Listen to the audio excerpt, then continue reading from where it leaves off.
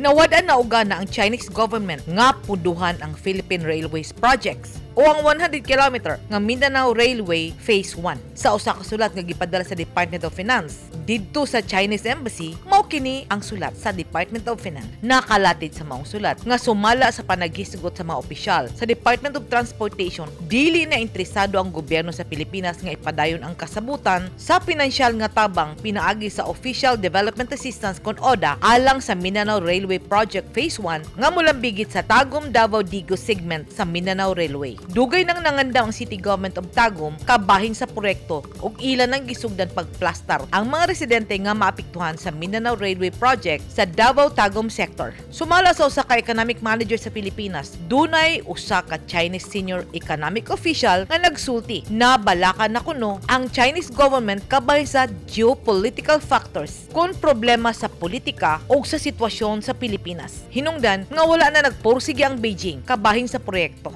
Sumala ni Transportation Secretary Jaime Bautista, iyang nabati nga nawad-an uga ng China nga punduhan ang ilang proyekto dinhi sa Pilipinas. Una nang nagpadayag og suporta ang China sa 83 billion nga Mindanao Railway Phase 1 nga unta sugdan niadtong tuig 2019. Apan wala na nadugog ang Republika sa Pilipinas gikan sa China kabahin sa pondo sukad niadtong tuig 2022. Ang proyekto nasugdan niadtong panahon ni kanhi Presidente Rodrigo Duterte. Apan ning bag-o pa lang nangayo og 3% nga interes ang China ug nakita sa gobyerno sa Pilipinas nga dili paborable ang interes nga gipatong sa China. Apan bisan pa man niini sa pagkakaron gikonsidera sa Pilipinas nga miatras na ang China sa ilang unang saad ug sa unang kasabutan. Matud sa Department of Transportation, ipadayon gihapon ang Mindanao Railway Project bisan pa maning atras na ang China. Sumala ni Secretary Jaime Bautista, pangitaan sa gobyerno sa Pilipinas og paagi nga badayon ang proyekto kay naapil kini sa mga proyekto ubos sa Build More sa administrasyon ni Presidente Ferdinand Bongbong Marcos Jr. Daghan usab ang nagduda nga ang pag-atras sa China